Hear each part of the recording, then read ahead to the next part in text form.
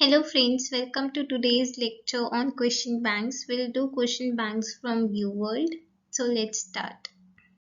Let's start with the clinical scenario. In this, a 52-year-old man comes to the office for a painless mass in the right groin. He noticed the mass several weeks ago and it has slowly enlarged.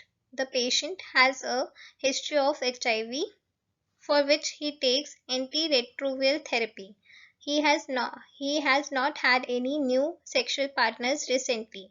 Temperature is 37.1 degrees Celsius. On examination, severe enlarged hard lymph nodes are palpated in the right inguinal area inferior to the inguinal ligament.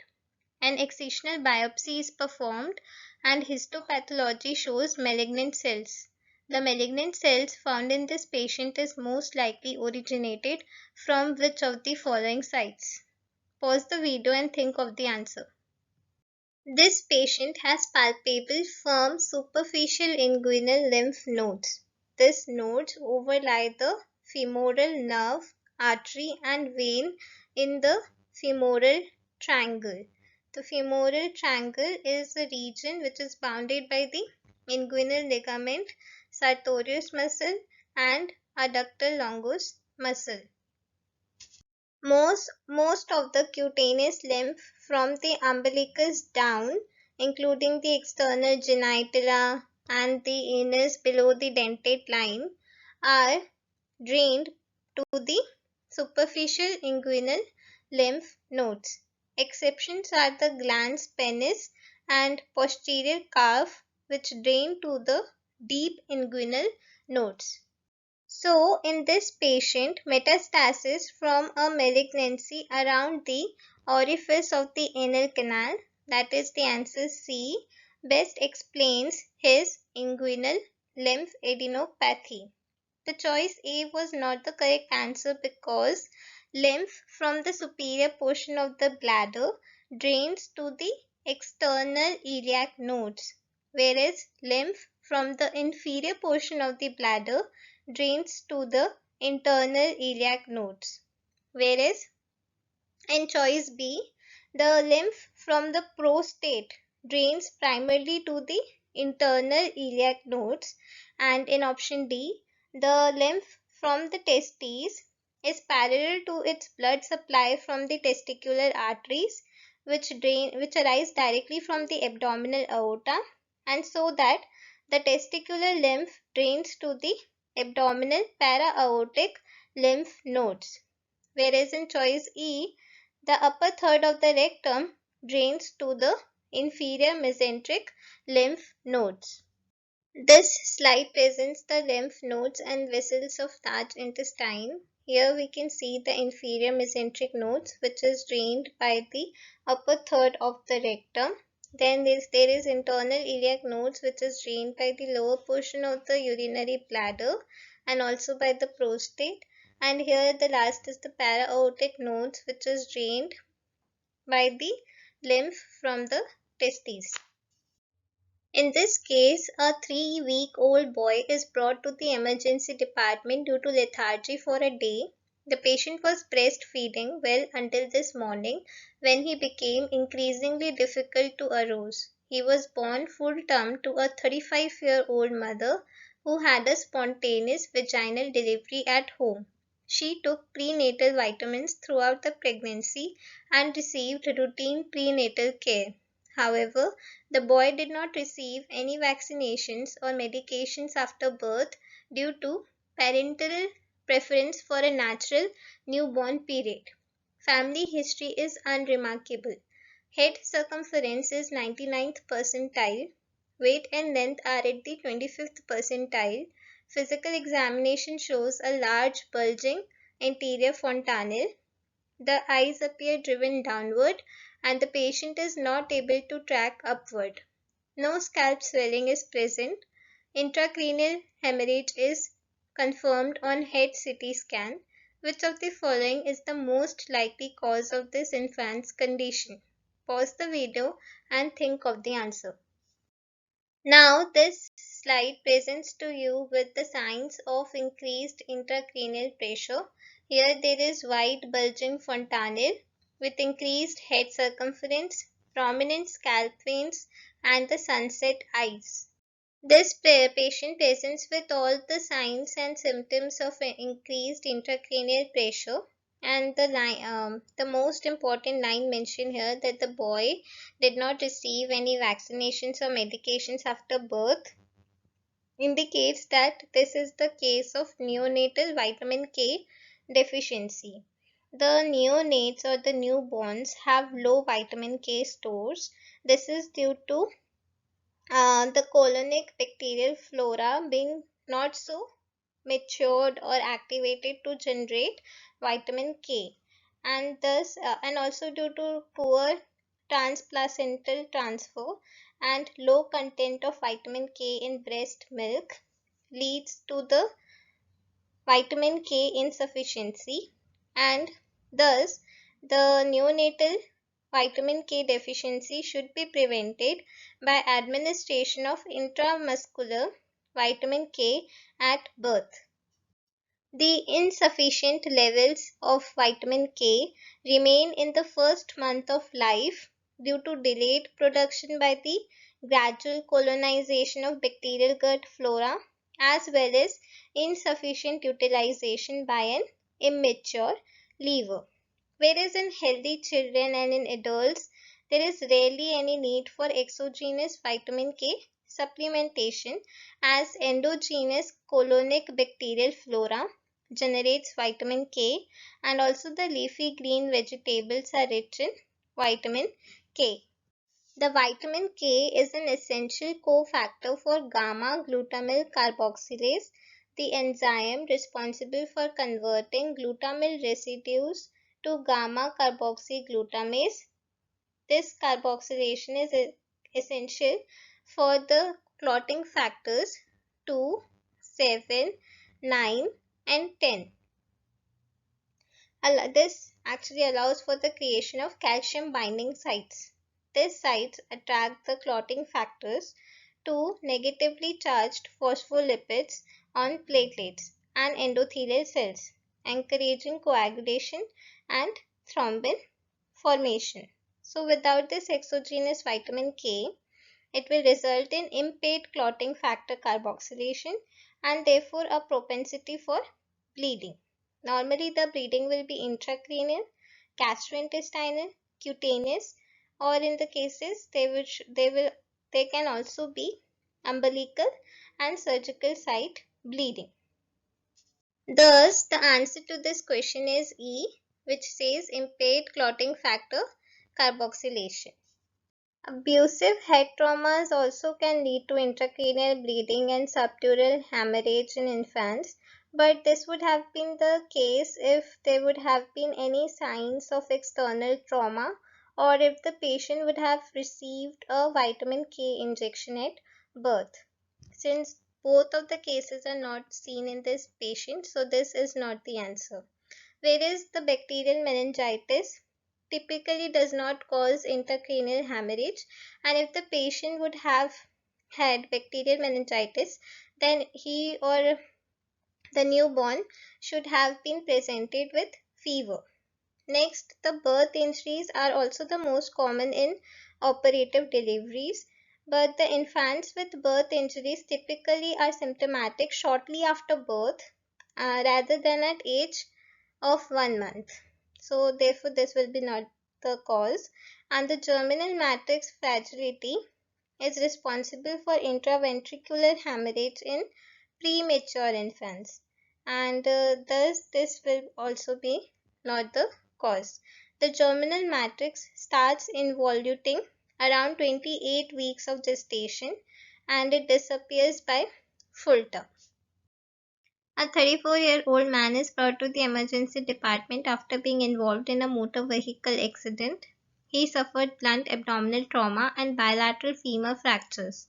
He has no significant past medical history. His blood pressure is 80 by 40 mmHg and pulse is 110 per minute. During resuscitation, he receives several units of packed RBCs, Once stabilized, the patient begins complaining of a tingling sensation in his toes and fingers. His serum calcium levels is noted to be 7.2 mg per deciliter. Which of the following is the most likely cause of the patient's current symptoms? Pause the video and think of the answer. Now in this patient, the calcium level is 7.2, whereas the normal serum calcium level ranges from 8.6 to 10.3 mg per deciliter. So of course this patient presents with the symptoms of hypocalcemia. And thus this patient is experiencing paresthesis or tingling sensation due to hypocalcemia. He has had significant blood loss as a result of his injuries and has received packed RBCs as mentioned in the question. So, as part of the resuscitation efforts, he received packed RBCs. Now, prior to storage, whole blood for transfusions is generally mixed with solutions containing citrate anticoagulant. Now, the packed cells derived from this whole blood collections also contain citrate. Infused citrate can chelate serum calcium, causing hypocalcemia. This is most likely to occur following massive transfusions involving more than 5 or 6 liters of blood, equivalent to the total body blood volume over 24 hours. Thus, the answer to this question will be B, that is calcium chelation by a substance in the transfused blood, that is the citrate.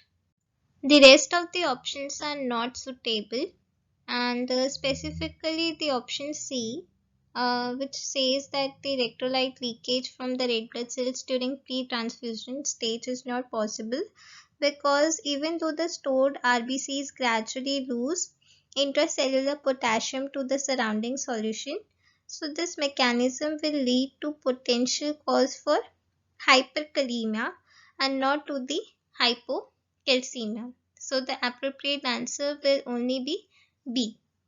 The citrate chelates both the calcium and magnesium and may reduce their plasma levels, causing paresthesis. A 62-year-old man comes to the office due to worsening fatigue. The patient has long-standing type 2 diabetes mellitus complicated by nephropathy. Lab results are as follows, where the hemoglobin is 9.4 gram per deciliter, MCV 90 FL, platelets 200,000 per mm cube, leukocytes 7,500 per mm cube, serum creatinine 3.2 mg per deciliter, total bilirubin 0.8 mg per deciliter, serum ferritin 350 nanogram per ml, transferrin saturation is 30%. After appropriate treatment is indicated for his anemia, which of the following changes is most likely to occur in this patient's erythroid cells? Pause the video and think of the answer. Now, the patients with chronic kidney disease often develops normocytic anemia as indicated by low HB levels and normal MCV. This indicates normocytic anemia, and the chronic kidney disease as indicated by nephropathy and increased serum creatinine. The normocytic anemia in the cases of chronic kidney disease is due to inadequate production of erythropoietin, which is a glycoprotein hormone produced by peritubular fibroblast cells in the renal cortex. The erythropoietin is released into the bloodstream in response to renal tissue hypoxia and subsequently acts on erythrocyte progenitor cells, that is the erythroid colony forming unit cells, in the bone marrow to reduce apoptosis and increase differentiation into mature red blood cells. Although healthy individuals respond to anemia by increasing erythropoietin levels up to 10,000 folds, but the patients with chronic kidney disease have chronic inflammatory damage to renal erythropoietin producing cells and are often unable to generate sufficient levels of erythropoietin to maintain adequate erythrocytosis. These individuals, therefore, are often treated with synthetic forms of erythropoietin, example epoetin or dalbepoetin, to supplement intrinsic erythropoietin production and to stimulate erythropoiesis. Because synthetic forms of EPO can rapidly deplete iron stores due to increased red blood cell production, patients should be tested for iron deficiency prior to treatment with these agents. So, after the appropriate treatment in this anemia, that is the normocytic anemia due to chronic kidney disease, the most likely event that will occur in this patient will be increase in the progenitor cell differentiation because of because of being treated with synthetic forms of erythropoietin. The rest of the options are not suitable because the option A, which says decrease in the free protoporphyrin levels, it actually occurs when a patient is given treatment of iron deficiency anemia. Where, for example, the iron supplementations when given to a patient, they leads to the conversion of protoporphyrins to heme, and thereby it reduces the free protoporphyrin levels. Now the protoporphyrins or the heme precursors are elevated in patients with iron deficiency anemia, and when they are given the iron supplements, there occurs the conversion of protoporphyrin to heme, and the free protoporphyrin levels reduce. So the patients with iron deficiency anemia usually have low serum ferritin levels and transferrin saturation, which is not indicated in this patient. So the answer A is not the correct option here. Next, the warm autoimmune hemolytic anemia is characterized by antibodies against antigens on the red cell membrane that result in phagocytosis in the reticuloendothelial system, example spleen. Autoimmune hemolytic anemia is usually treated with immune suppressing agents, for example prednisone, which blunt antibody production and reduce red cell destruction. This patient with a normal bilirubin level is unlikely to have hemolytic anemia, and so the answer B is not appropriate. Next, the sickle cell anemia is caused by mutations in the beta globin chain, which results in the polymerization of deoxygenated hemoglobin molecules, that is known as sickling. Treatment with hydroxyurea induces expression of fetal hemoglobin, which is unaffected by the sickle mutation, over adult hemoglobin, thereby preventing polymerization of hemoglobin molecules. Thus, this option D is the case with sickle cell anemia, not found in this patient. Last option, where there is deficiency of vitamin B12 or folate, that is megaloblastic anemia, impairs nucleic acid metabolism, which results in slowed production of erythrocyte precursors in the bone marrow. Replacement of vitamin B12 or folate corrects the anemia by improving nuclear maturation. Megaloblastic anemia is typically associated with macrocytic, that is elevated MCV or mean corpuscular volume, and therefore the option E is also not the appropriate answer for this patient. In this case, a 35-year-old man is brought to the emergency department after collapsing in his garage. He recently bought a classic 1960s convertible and was repairing it when he was collapsed. The patient has no known medical problems and takes no medications. He does not use tobacco, alcohol, or illicit drugs. Which of the following best reflects the combination of findings that would have been expected in an atrial blood sample taken when the patient lost consciousness? Pause the video and think of the answer.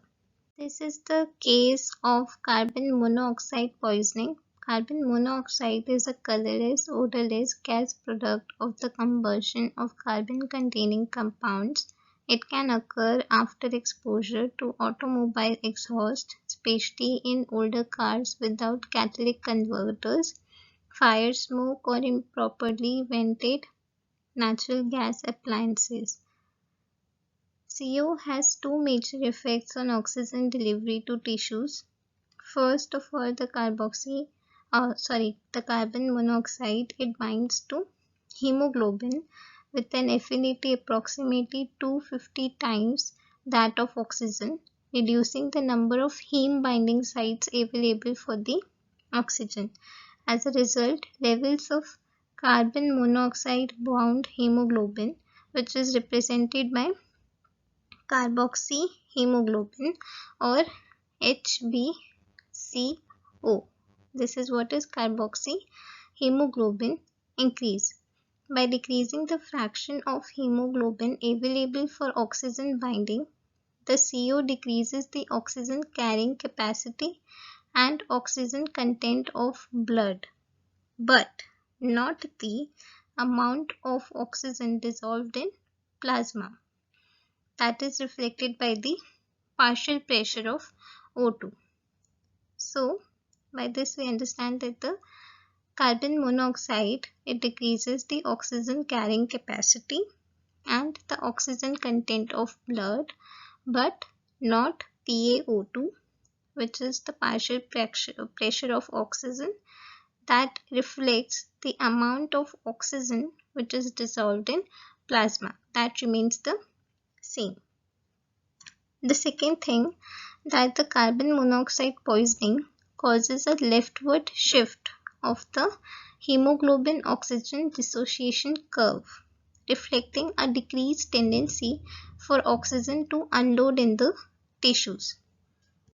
Carbon monoxide effect on arterial blood oxygen content are seen in the graphs which show the lower oxygen content with carbon monoxide poisoning similar to that of anemia, and the leftward shift of the dissociation curve that becomes increasingly more pronounced as there is increase in the HbCO concentrations.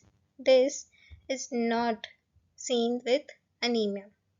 The carbon monoxide poisoning does not affect the partial oxygen pressure and also the methemoglobinemia. So this PaO2 and the methemoglobin will be normal. And in which of the following option they are normal? We can see the normal in here and here. So the answer will be D. Methemoglobin is formed when the ferrous iron in heme is oxidized to ferric iron.